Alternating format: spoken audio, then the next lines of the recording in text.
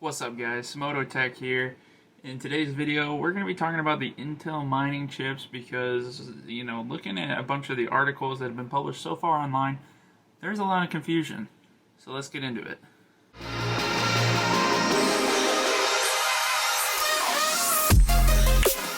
So Intel has come out with what is called the Bonanza mine chip. It is for Bitcoin mining. It's just a chip for ASIC computing, application-specific integrated computing, that will try and rival the likes of Bitmain and some other companies in terms of creating a Bitcoin ASIC and really get into the whole cryptocurrency mining market. The only issue is there's a lot of conflicting reports.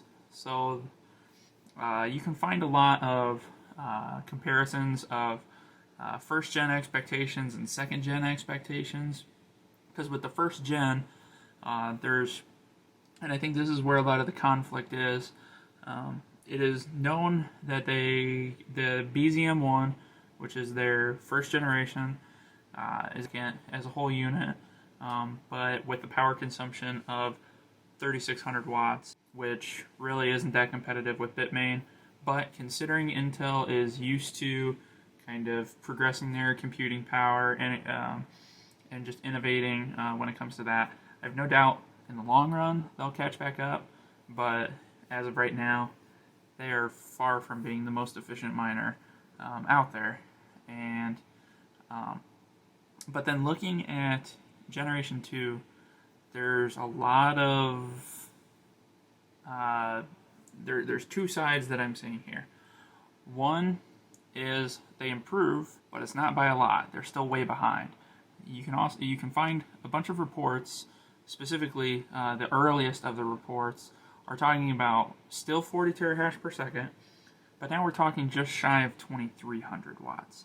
So again, huge improvement in efficiency, but it's still nowhere near the likes of what Bitmain is able to achieve today and what Bitmain will be achieving moving forward when the S19 JXP come out, as well as the Hydro, which is the water-cooled ASIC, comes out later this year.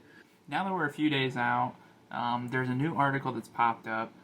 Grid, who is a public cryptocurrency mining company, they're pretty big. Actually, I'm not 100% sure if they're public, but I'll check that.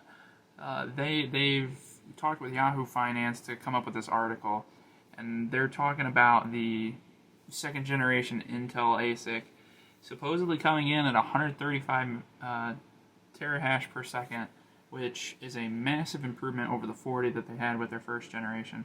But not only that, it's supposed to be more efficient than the water-cooled Bitmain ASIC that's coming out later this year, and comes really second in efficiency-wise, only to the S19J XP.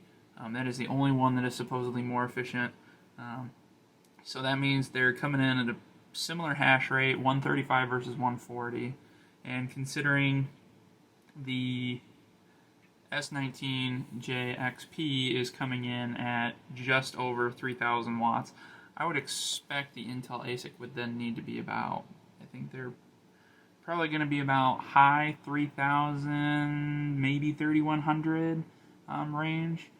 So pretty close, but it's going to be interesting to see how that comes out. But what I don't understand is where this report of 40 terahash per second at 2300 watts has all of a sudden turned into nearly 140 terahash per second at just a little over 3,000 watts. That's a massive difference between the two indications of what the second generation is. Now, obviously, if they have indeed made that big of an improvement between their first generation and second generation, I am super stoked for where they're going to go in the future. I think it's realistic that they could have done that. But as for why this is the only article that's really suggested the actual numbers, I'm not 100% sure. it confuses the heck out of me. So I just kind of wanted to float that out there of don't put all your eggs in one basket when it comes to these Intel ASICs yet.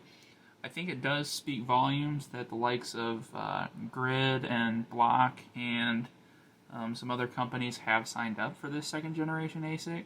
But at the same time, reserve your judgment until more is known, more is confirmed, because obviously there is still a lot to find out when it comes to these ASICs, including when they're even going to be available. We don't even know that yet. So stay tuned and keep those ears to the ground to find out more information, because efficiency is really important when it comes to mining, especially when it comes to Bitcoin. The more efficient you are, the more likely you are to be able to keep your uptime even in the hardest times, depending on what your energy costs are. So we'll just see what it is, and thanks for watching. Bye.